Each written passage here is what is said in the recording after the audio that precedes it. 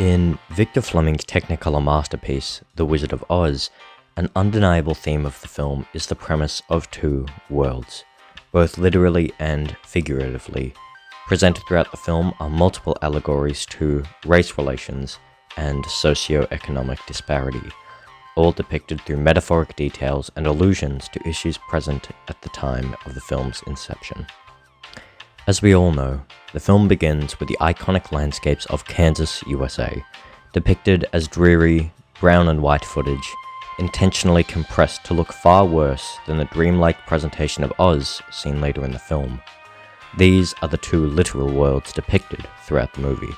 However, what Oz represents is a place in which Dorothy escapes the issues of 1930s America, painting a world free of the issues from her society, placing her in what many at the time may consider a modern paradise.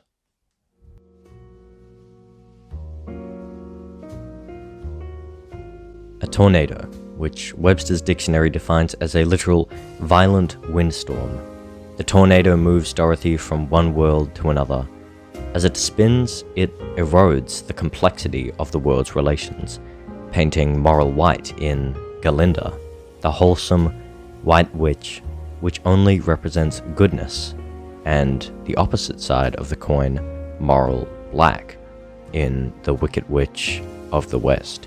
Seen flying next to Dorothy, Dorothy expresses fear, comparing her to her cruel, youth-hating neighbor, Mrs. Gulch, who, not mere minutes before the tornado appears, threatens to murder her small dog Toto.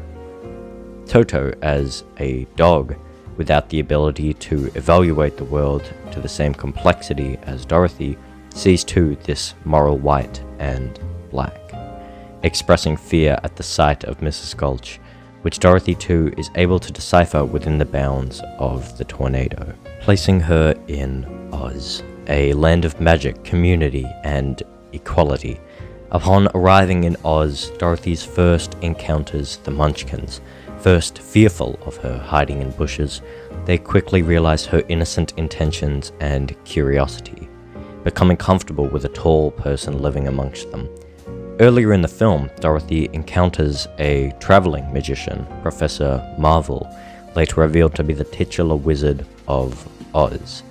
Part of a circus, this not-so-magical magician would encounter Munchkins like this all the time in an all-too-common practice of the 1930s freak shows. Small people were targeted heavily during this time, with little people or those genetically deformed often being shunned by their society.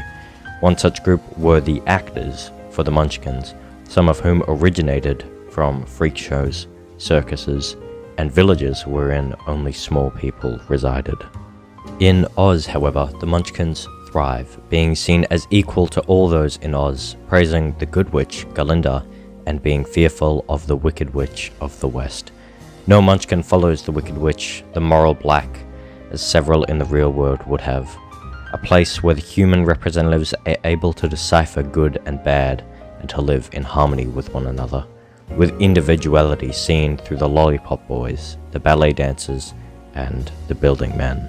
Individuality and equality, a solar opposite theorem to an ongoing threat at the time of the film's inception.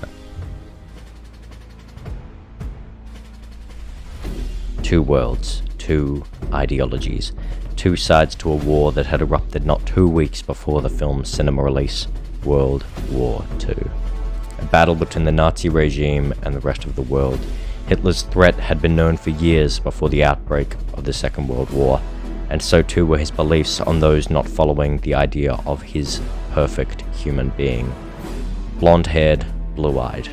So, is it not a coincidence that Dorothy's original design, blonde-haired, blue-eyed, was changed during the American film's production, her having brown hair and brown eyes? Not only a more realistic depiction of Americans at the time, but also an opposing look to the Aryan Europeans that Hitler sought.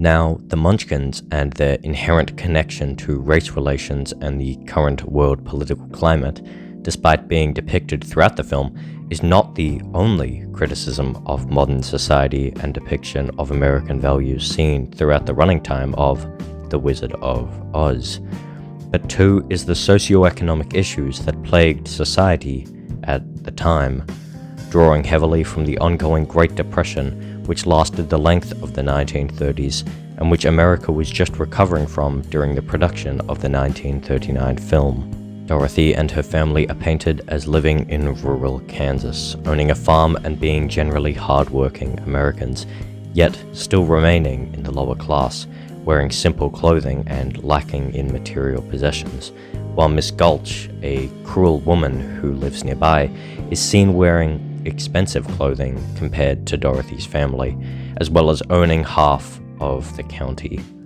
having control over the sheriff as well as the law, as well as attempting to have Dorothy's dog literally destroyed, murdered by the police for attacking her, a representation of evil. Eviscerating a symbol of goodness and innocence presents Gulch as well as the disparity in wealth between those wealthy enough not to suffer during the Depression and the majority who lay in poverty, barely financially supporting themselves enough to survive.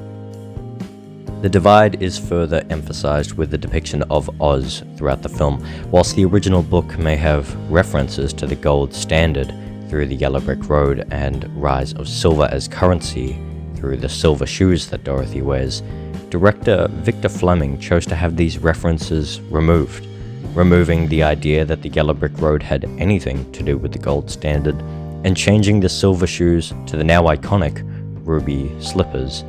Oz has near no representation of wealth disparity or currency in general. The Munchkins give Dorothy free possessions in order to welcome her out of generosity.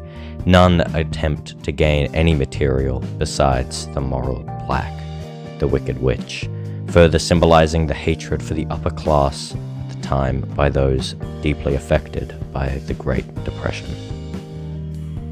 Two worlds within a society, the divide of countries, of ideology, of racial hatred and socio-economic divide. The Wizard of Oz is a representation of this all, painting a direct comparison through the simplicity of Oz, revealing to audiences these complex issues in a colorful way, enabling those kept in the dark, in the black and white, in the print of newspapers, to be expressed and analyzed, understood by all. Just as the film revolutionized color, it brought light to issues previously kept in the dark.